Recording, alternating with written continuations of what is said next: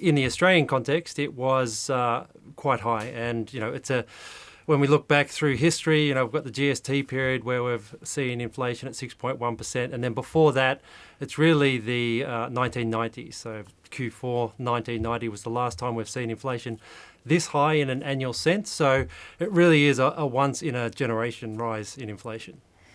And goods accounted for 79% of the rise in the CPI over the quarter.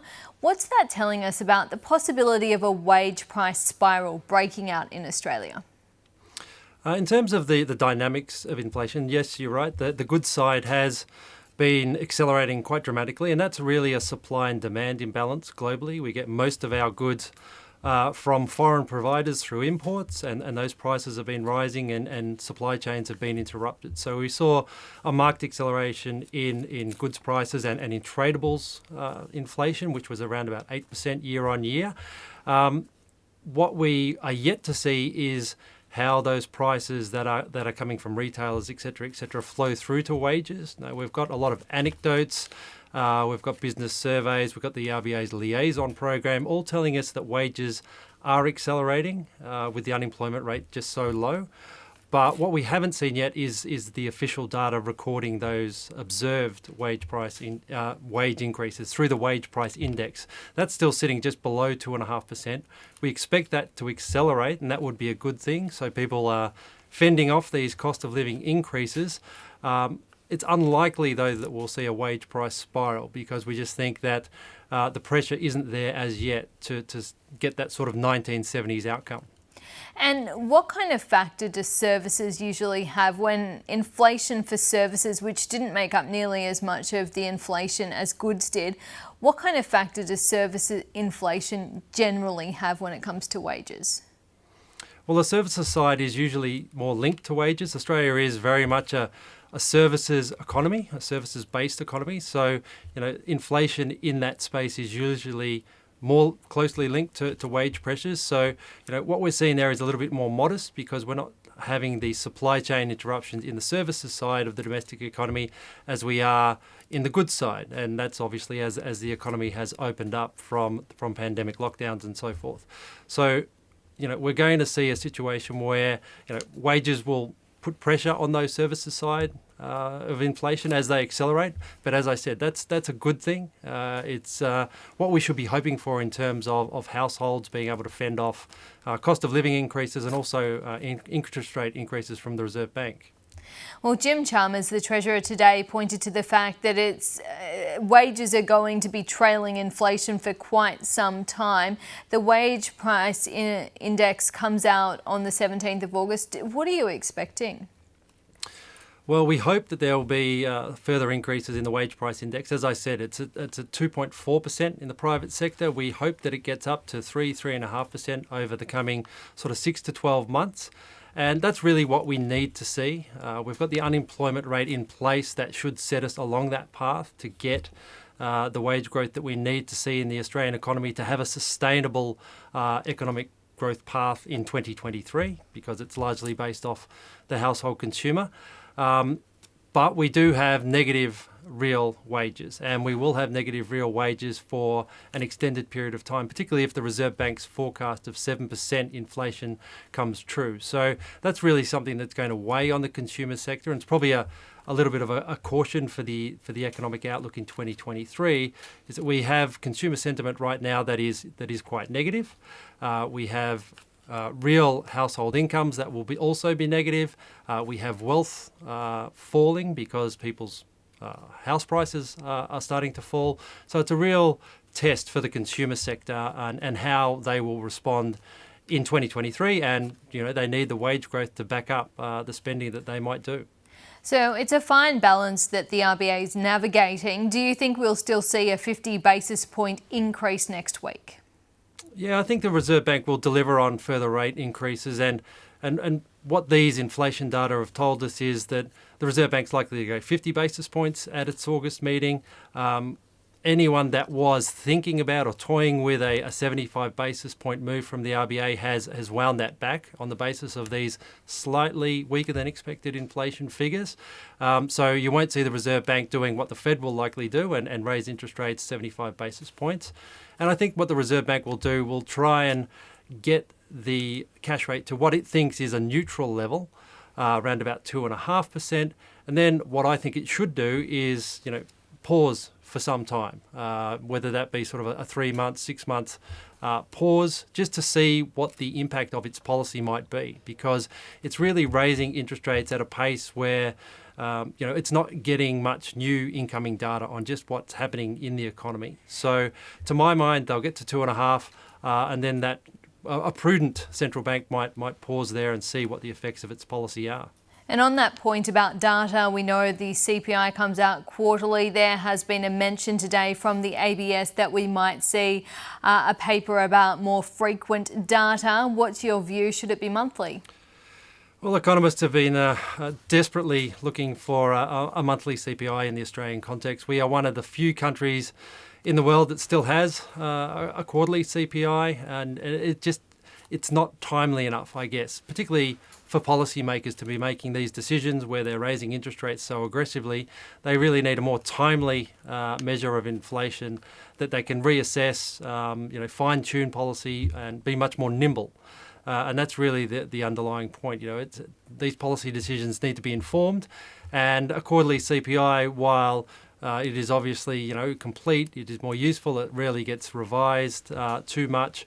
It's just really not enough information for policymakers, and that needs to change. The ABS is aware of that, and we all hope as economists that will change in the near term. Well, we know interest rates are a blunt tool, but can rate increases be effective on inflation when only 1 in 3 people have a mortgage in Australia? And much of the inflation, as we've discussed, is imported and non-discretionary. Yeah, it's really a global central bank story where there's only so much they can do. Tackling exogenous supply chains with a domestic cash rate is not really something that is going to solve those issues. We know that domestic monetary policy in any country is not going to solve a global supply chain issue or make any difference in the conflict in Eastern Europe, for example. So what central banks are trying to do is finesse policy and remove some demand from economies in order to reduce the demand side on inflation. But it's a fine line that they walk, because they don't want to take out too much demand, because that is the real risk of pushing economies into much weaker economic growth, or, as is feared in, say, the US, the UK and Europe, into an outright recession. And I think, to my mind, central banks need to show a little bit more caution around how they talk about the unemployment rate going up, because this is people's jobs. To my mind, you would much rather have a job and be able to pay higher prices than to not have a job and not be able to pay higher prices. Now, that sounds like common sense, and I hope that central banks are mindful of the fact that should they push interest rates too high, they will have an undue impact on the economy, and that might see an unwelcome increase in the unemployment rate in the Australian context. How responsible do you think the RBA is for the inflation we're seeing? Are we paying for the pandemic response, the huge amount of monetary stimulus that was pumped into the economy during the height of the pandemic? I guess with the benefit of hindsight, inflation was expected by most to be a transitory phenomenon that was coming out of the global pandemic. Now, central banks were caught a little bit short. Most central banks gave extended forward guidance. The RBA was no different, telling people that it wouldn't raise interest rates until 2024. Inflation has proved much stronger and much more persistent than those central banks have thought, and now they're trying to chase it back to a certain degree. So, while central bank policy settings through the pandemic were appropriate, and certainly fiscal responses to the pandemic were appropriate, and did a lot to foster economic recovery and keep people employed, which was important. They did sow the seeds of this inflationary outburst or these inflationary outcomes because supply chains haven't repaired themselves in time. So this level of demand would have been all well and good had supply chains been able to respond, and they haven't. Central banks don't really have much control over that, so that's why we've seen the inflations that we've seen in Australia and around the world. And really, these are lessons that should be learnt should we ever have the misfortune of going into another pandemic. Well, Jim Chalmers today was asked about what governments can do to support the central bank in addressing inflation. What do you make of the reliance on monetary policy versus fiscal policy? Well, I think the reliance on monetary policy over a couple of decades now has been too much. We've relied on central banks, the RBA included, to really run the economy and to sort of be the sole arbiter of all economic outcomes. And I think that load has been too much for monetary policy to bear. They only have the interest rate to move up and down to create jobs, to create economic growth and to create prosperity for the Australian people. What they can't do is create productivity, and this is a sore point, I guess, for many central banks, including the RBA, where it is down to governments to be able to generate productivity outcomes. And those productivity outcomes are important not only because they underpin living standards, but they underpin sustainable wage growth. It's all well and good for the Reserve Bank to push the labour market and get the unemployment rate very low and create less spare capacity in the labour market and force businesses to push through wages growth. But it's also for governments to foster this environment of ongoing productivity that allows businesses to put through wages growth. And that's really the key going forward. It's been something that's been lacking, I guess, since the global financial crisis. And hopefully, a new incoming government in Australia can set us on a better course with regard to productivity growth.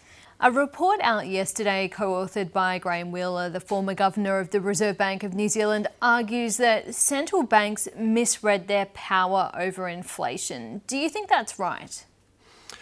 I'm sympathetic to that view. Central bankers know that what they have is a demand management tool. And what they can do is bring forward or push back demand using the cash rate. But what has been underestimated is just the influence of the supply side. And we really saw that in the decade after the global financial crisis, where it was really supply side issues that were keeping inflation rates too low. Central banks around the world, including the RBA, were having trouble getting inflation back up to their target bands. Now that overconfidence is probably that they can do something about it on the upside, now that we've got this outbreak of largely supply-driven inflation. Now the overconfidence comes with central banks being overconfident that they can do something about it.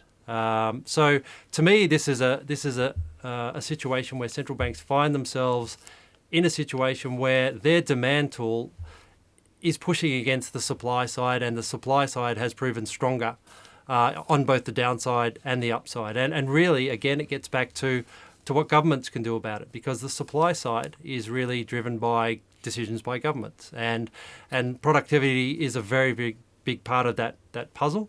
And again, I think the pendulum needs to swing away from this reliance on monetary policy and get back to fiscal policy. And I'm not saying fiscal policy as in tax cuts and direct policy stimulus. I'm saying reforms, and that's what really needs to come if we're going to have the living standard growth that we've enjoyed for so long.